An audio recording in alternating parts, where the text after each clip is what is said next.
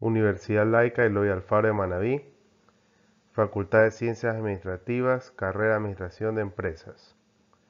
Asignatura Gestión Financiera Operativa. Quien les habla, el ingeniero José Luis Morante Galarza. Hoy vamos a ver Introducción al análisis de estados financieros. Informe para accionistas. Este informe anual resume y documenta las actividades financieras de la empresa realizadas durante el año anterior. Inicia con una carta a los accionistas de parte del presidente de la empresa y/o el presidente del consejo directivo. Preparación y presentación de estados financieros. Se guían por los principios de contabilidad generalmente aceptados, que son reglas generales de contabilidad. Las normas internacionales de información financiera, NIF, son estándares técnicos contables para el desarrollo de la actividad contable. Estados financieros principales. Estado de resultados o de pérdidas y ganancias. Estado de situación financiera o balance general. Estado de cambio de patrimonio. Estado de flujo de efectivo. Notas a los estados financieros. Dentro de los estados financieros publicados, hay notas explicativas relacionadas con las cuentas relevantes de los estados. Estas notas de los estados financieros proporcionan información detallada sobre políticas contables, procedimientos, cálculos y transacciones subyacentes en los rubros de los estados financieros. Los asuntos habituales a los que se refieren estas notas son el reconocimiento de ingresos, los impuestos sobre la renta, los desgloses de las cuentas de activos fijos, las condiciones de deuda y arrendamiento y las contingencias. Razones financieras. Una razón financiera es un índice que relaciona dos números contables y es obtenido al dividir un número entre el otro. Análisis de razones financieras. El análisis de razones incluye métodos de cálculo e interpretación de las razones financieras para analizar y supervisar el rendimiento, liquidez o solvencia, apalancamiento y uso de activos de la empresa. Las entradas básicas para el análisis de las razones son el estado de resultados y el estado de situación financiera de la empresa. Estas van a ser nuestras herramientas básicas para el análisis de las razones. Partes interesadas. El análisis de las razones de los estados financieros de una empresa es importante para los accionistas, acreedores y la propia administración de la compañía.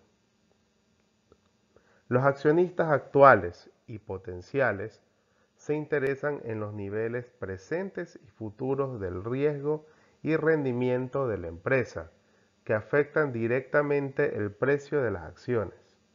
Los acreedores, como en este caso pueden ser las instituciones financieras o los bancos, se interesan principalmente en la liquidez a corto plazo de la empresa, así como en su capacidad para realizar el pago de los intereses y el principal.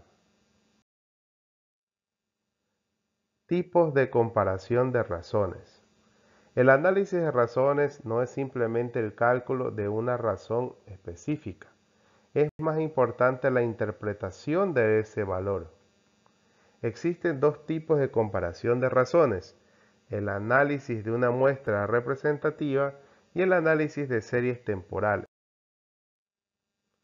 El análisis de una muestra representativa implica la comparación de las razones financieras de diferentes empresas en un mismo periodo. Este tipo de análisis de muestra representativa, llamado benchmarking, en la evaluación comparativa, se ha vuelto muy común. Esto lo que se hace es revisar qué está haciendo nuestra competencia.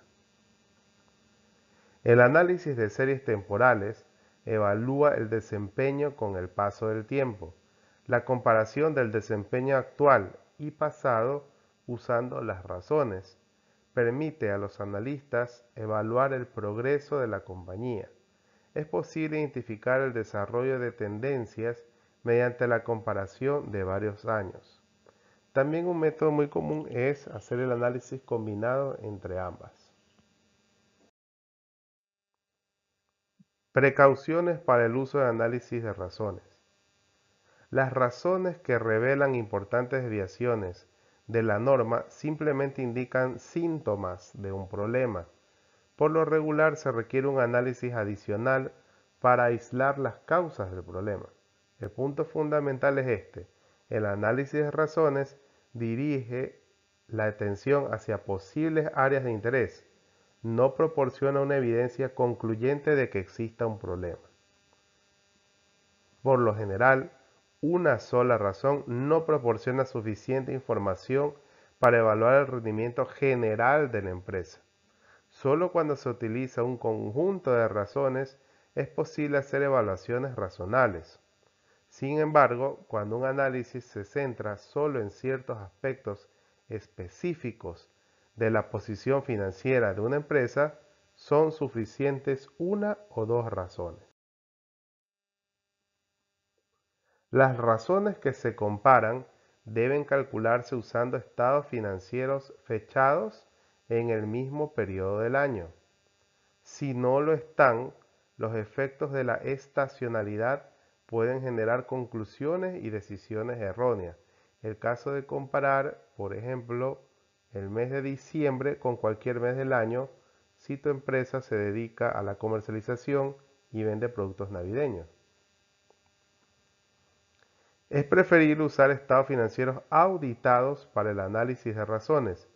Si los estados no se han auditado, los datos contenidos en ellos pueden no reflejar la verdadera condición financiera de la empresa.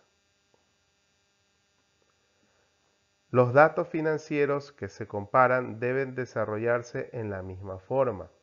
El uso de tratamientos contables diferentes, sobre todo con relación al inventario y la depreciación, puede distorsionar los resultados de las comparaciones de razones. A pesar de haber usado el análisis de una muestra representativa y el análisis de series temporales o de tiempo. En este caso vemos la importancia del tema de las NIF, tratado anteriormente. La inflación puede distorsionar los resultados, ocasionando que los valores en libros del inventario y los activos depreciables difieran considerablemente de sus valores verdaderos o de reemplazo. Además, los costos de inventario y las amortizaciones de la depreciación difieren de sus valores verdaderos, distorsionando así la utilidad. Sin un ajuste, la inflación hace que las empresas más antiguas, que tienen activos más antiguos, parezcan más eficientes y rentables que las empresas más recientes, que tienen activos más recientes. Evidentemente, al usar las razones, se debe tener cuidado al comparar empresas más antiguas con empresas más recientes o una empresa consigo misma durante un largo periodo. La bibliografía es del libro de Van Horn y de Wachowicz Jr. del año 2010, Fundamentos de Administración Financiera, y de Gitman y Suter del 2012, Principios de Administración Financiera.